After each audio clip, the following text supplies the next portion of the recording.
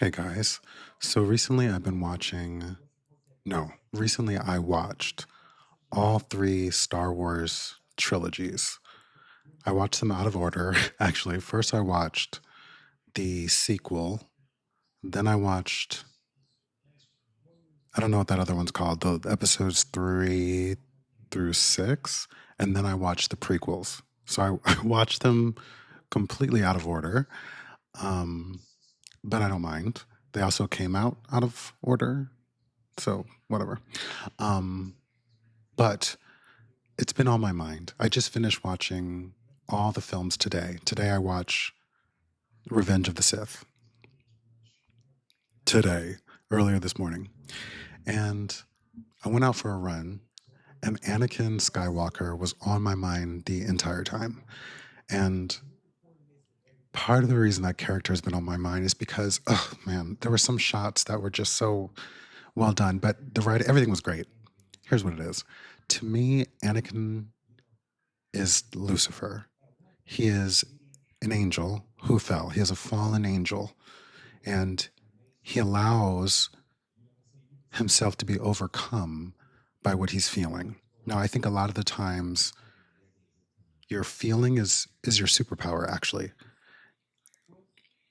But what it seems to require is some sort of balance, right? You need to be able to feel and let go and stay in your divine center, knowing that you actually transcend those feelings. You actually transcend everything that's happening, but you're the experiencer. And what it seemed for Anakin was that he was never able to transcend what was happening to him. And it's interesting because you see him when he's younger, when he's a child, and he's bright. He's already kind of in a traumatic experience because he's enslaved with his mother. Um, but he's still bright. He's invented what is his name? C3? Is that the name of the robot? He also had that was a glider thing that he made and he raced with. So he's a bright kid, clearly, because he's the chosen one, right? Um, and then as you see him get older, you see he's what's the term of Padwa? I can't think of what the term is, but he's in training to become a Jedi, and Obi has taken that over when his initial master passes away, right? And you see his rebellious nature, which that's not really a problem in my eyes. I find that a lot of people who transcend the status quo, who have something new to introduce, they're often rebellious. They're often going against what's already in place. And if I'm being honest, and I'm not an expert, and I know that a lot of people out there have strong feelings about Star Wars, I get it. And I'm very new. I have been watching Star Wars for a total of a week. I think I watched all these films in a week, maybe a week and a half, right? But it seemed to me when I was watching the prequels that there was something lacking amongst the Jedi. It felt like they were being very hands off, very passive, being succumbing to this political red tape. And I don't know everything, but it seems to me that they could have been more involved. Also, if Anakin is the chosen one, you think that you would invest in him a little bit more. And I'm sure Obi was doing a phenomenal job of being his master, but it seems like you would investigate his mind more. You would, you would spend more time understanding him as opposed to just telling him what to do, what not to do. You're to this, you're to that. It was a little bit too rigid to me. Also, I felt surprised that there are these Jedi who are connected to the Force and have these knowings and these visions and and they couldn't tell that what was the guy's name? The Chancellor. His name is escaping me now. You know the guy. It starts with a P. The bad guy, the big bad. It just seems strange to me that these intuitive beings had no inclination initially that something was happening with him. Because it just seems like someone should have felt something in his presence. There should have been some sort of tingle that would inspire one to investigate him further. So I already felt like he was being failed to begin with, if I'm being honest. I didn't like the way he was being spoken to and whatever. I don't have to like it. He's in training. He's not a master like the rest of them. So, whatever, maybe this is their way. But it seemed to me like there was more opportunity there that was not being taken. I felt like they found the chosen one. They were like, okay, yeah. Just you train him and da da da da da. What? Like, invest in him. I mean, if the Jedi were a record label, they would have invested a lot more in him. There would have been people all around him. He would have had AR, he would have had development, he would have had all these things that would have been invested in his feelings. They would have been taking him to the therapist. You know what I mean? But they also would have been profiting off of him, and the Jedi are not doing that. But anyway, I think because they didn't investigate what was going on in him, and yet they kept sensing, they kept saying, like, I sense great fear in you, I sense great worry. But I felt like perhaps they could do more than just say that they feel it. Maybe do something about it, maybe help him through it. I don't know. But anyway, the way that I see Anakin is like Lucifer, and I kind of want to explain that because the concept of Lucifer is everyone has a different one. But for me, in my perspective, Lucifer, I'm not seeing, I don't see Lucifer as something to be judged. I think it's really just a state of mind, and it's like something that can happen. There's like this pull, right, up and down, and the goal is to kind of stay in the middle. But sometimes people fall all the way down, and they're having trouble getting back up, right? And to me, that's what was happening with him. And I remember there was a shot. I wish I could remember the exact scene. It was in Revenge of the Sith, and he's like looking angry, and the tear falls, and it reminds me of that painting. You know that painting of Lucifer? What is it called? The Fallen Angel or something? And he's like in this position, and he's looking like this, and a tear is falling. It looked like that painting. And the way that I see it too, because as we already know, in in the other trilogy, he does eventually redeem himself. And even the choices that he's making, not that it makes it any better, but the choices he's making are rooted, I should say, in love. But then there's a fear of losing that love, which is what makes it kind of problematic. Um, right, because he's afraid of losing Padma. And so he's going about, or at least this what he's telling himself. I don't know what's really going on in his mind, but he's afraid of losing her. And so he feels he has to go along with someone that he knows is wrong. And what's wild is, despite everything that Anakin does, he's still the most interesting character to me, and perhaps my favorite character. And even though I know what's going to happen, I'm still rooting for him. I'm like, come on, Anakin, come on, come on, come on. I mean, I was shocked when he killed the children. When the first little thing that he had, and what was it, in Clone Wars, where he found his mother and he murdered all those people, that I was like, oh my God. But also, I was kind of seeing past that. I was sort of like, okay, like maybe you shouldn't have done that. But also, they like kidnapped your mother, and but still, something a little weird I felt there, but I was ready to move past it. But when he attacked, what is Samuel L. Jackson's character? When he went to Samuel L. Jackson and he was like, yo, he's a Sith. Like, he's bad, etc., etc. And then Samuel was like, okay, you stay here, don't come with us, which I think actually is what threw him over the edge partially, because it's like, I should be there. And he's like, no, I trust you now, which lets him know clearly that no one was trusting him before, which I think is just more alienating. That's what they kept doing. They kept doing these things that was alienating somebody who's already emotional. I think if there were women in the Jedi, more women, or like more women in charge, someone would have had the common sense to have some compassion and connect with him. But Yoda, Samuel L. Jackson's character, Obi, they were not reaching him or even seeming to care in ways that I think would have done him justice. But anyway, so when Samuel L. Jackson's character and the other Jedi go to confront What is his name? Oh my gosh, I'm sorry. I'm so ill prepared. The Chancellor, the soon to be Emperor, whatever. And he's got him cornered, and, he's like, and then Anakin comes in, and he's like, we got to kill him or whatever. And he's faking like, oh no, I'm weak now, please, no, no. The thing that really threw him over the edge, I think, the thing that really threw him over the edge, we already know, is that he felt like he's the only one who had a solution to his problem. A problem that he has explained to no one. That's the other thing, because this relationship is secret and his visions, he's only told her, he's only told Padma, he hasn't told anyone else. He vaguely kind of mentioned it to Yoda.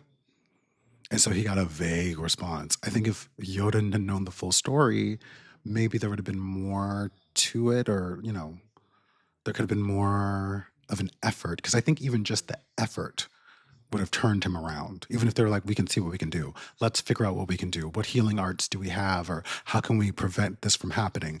But he didn't get that. But he didn't get that because he didn't tell anybody the fullness of the story. Anyway, in that moment when what did he do? Like cut off Samuel L. Jackson's hand or whatever. And then the Chancellor, the soon to be Emperor, like electrocuted him and he fell out the window. I have to tell you,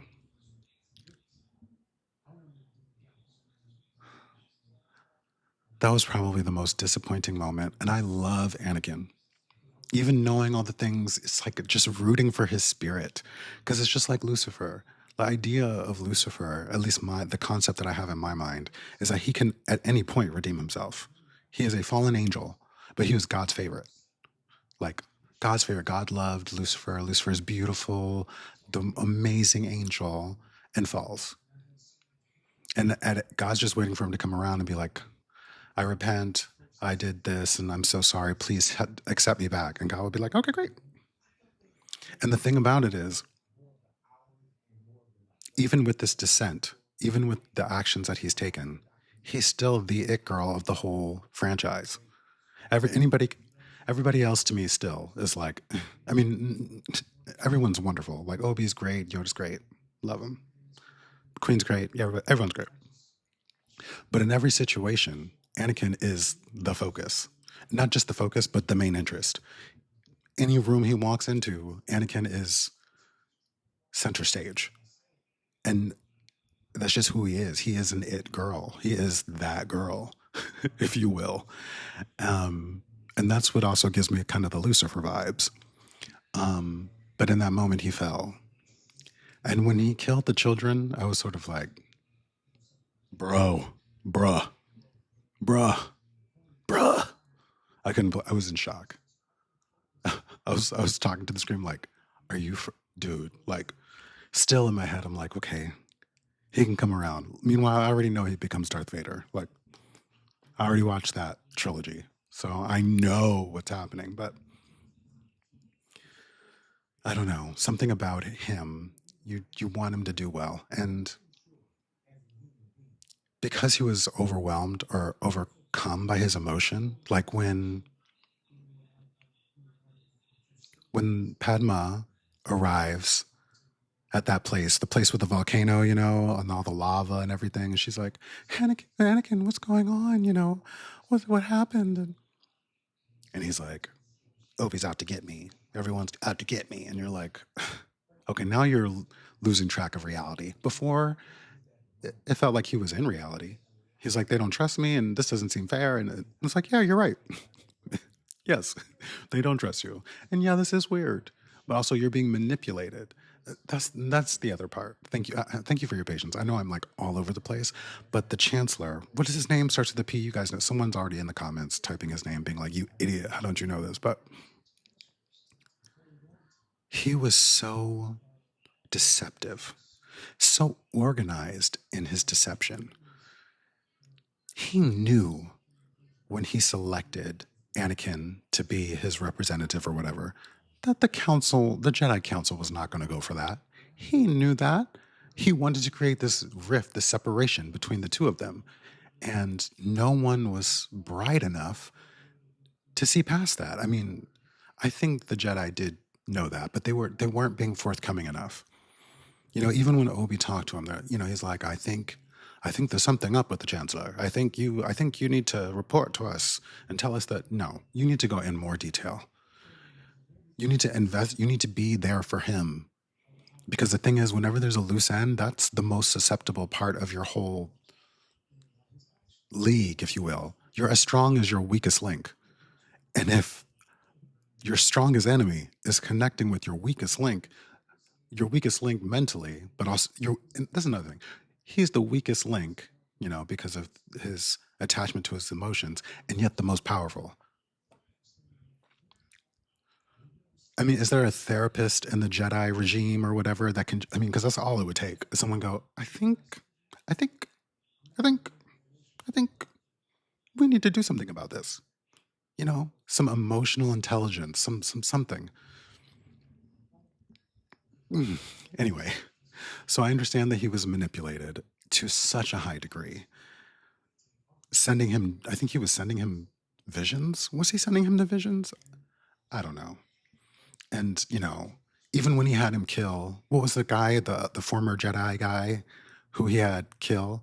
Remember, he was like he had already cut off both of his hands, Anakin, and he was standing there with the lightsabers at his neck, and and the Chancellor, all tied up, was like, "Kill him," and he's like, "I don't think I'm supposed to do that."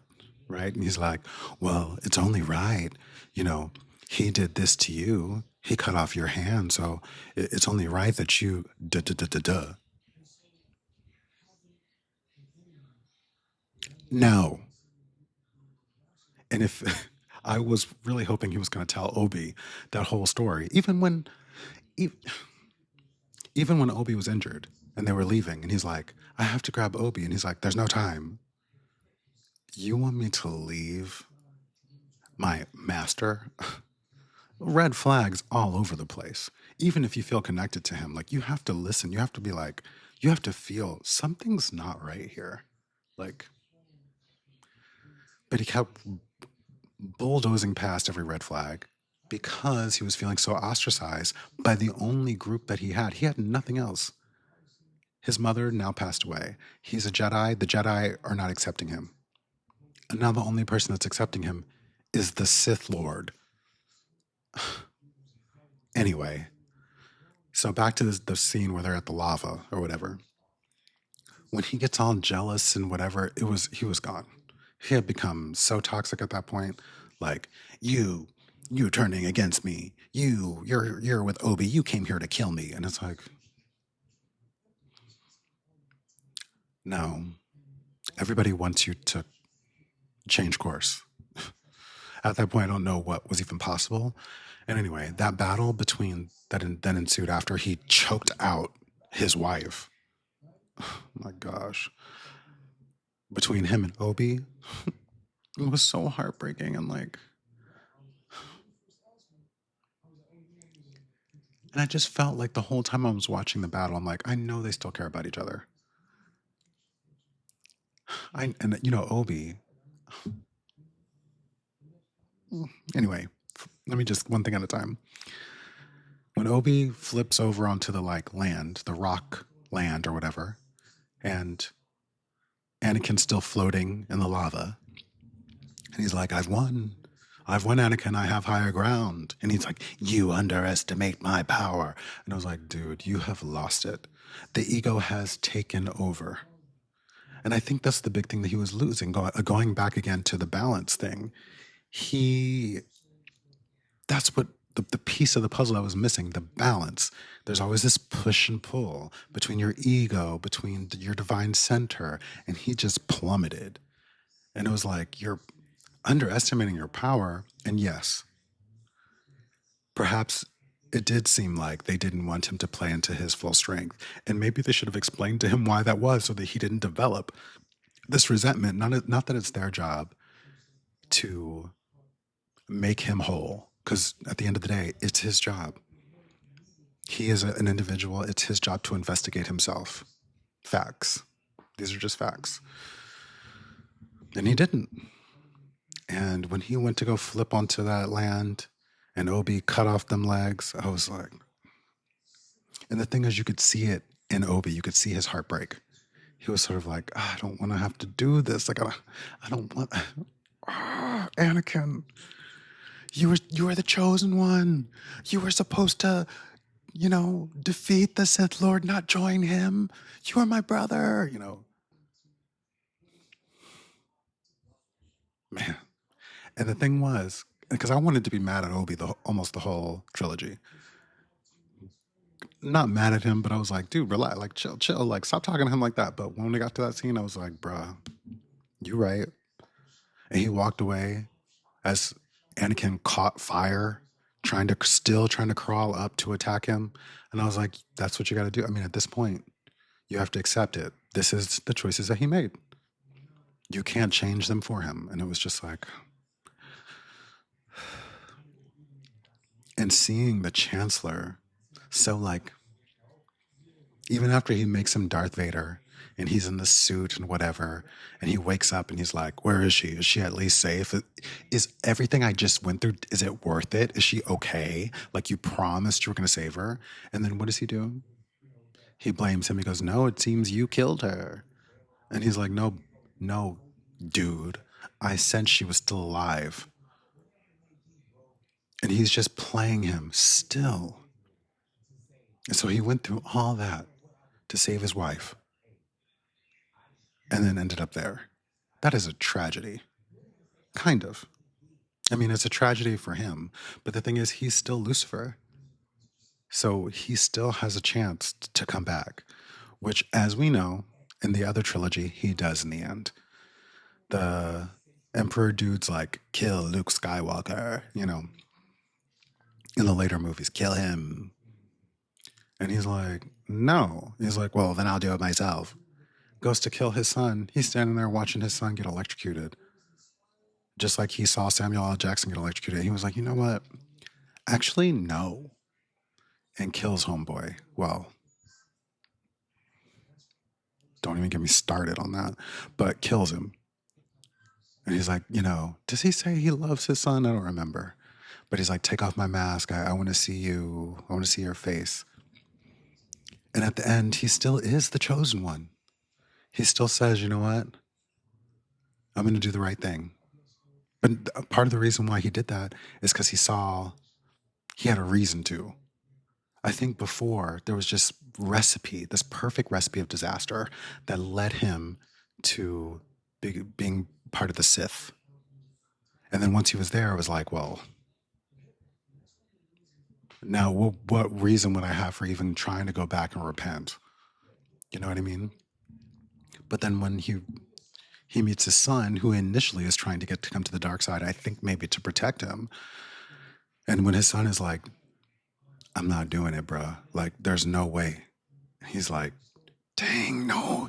You're putting me in this position where I actually have to do something now because, like, I don't want you to die. And Palpatine, that's his name? Whatever his name is going to kill you. And so he does the right thing. So, in a sense, he rises again. And I love that for him. In a way, I want there to be like an alternate story for Anakin because that's how much I like him. I hear that he's in other series. I don't remember which ones. I'm going to investigate because I like Anakin so much. And I like Kylo Ren too, but I don't want to talk about him in this video. I kind of really just wanted to focus on Anakin / Darth Vader, specifically in the prequels, which are completely about him, right? And it's so interesting seeing that after seeing the other trilogy where he's just the big bad. And you don't even know why. He's just dangerous. He's, you can't touch him. He kills people left and right.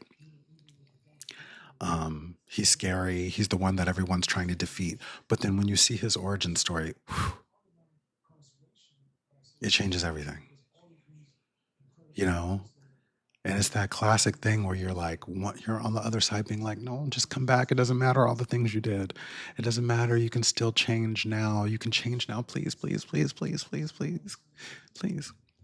Anyway, those are my thoughts on that. I'm probably going to make another video because, listen, All these years, I've never watched a full Star Wars movie. Now that I've watched the entire trilogy series, all the episodes or whatever, man, I'm like, this is crazy. So I'm like hooked. You know what I mean? So I'm probably going to make another video because I just have so much to say. There's so much on my mind now. But I just wanted to get these ideas out because that was what's on my mind. Anyway, if you have any comments or recommendations on other things that I should watch, please put it in the comments. Subscribe, like, do whatever you feel like doing. Um, but yeah, I'm really curious to hear everybody else's feedback. I've made some shorts where I've talked about each uh, episode as I watched it, and everybody's comments have kind of helped guide me in a way. So anyway, if you have any comments, please leave them, and I'm probably going to make another video. So I'll see you in that one. So peace.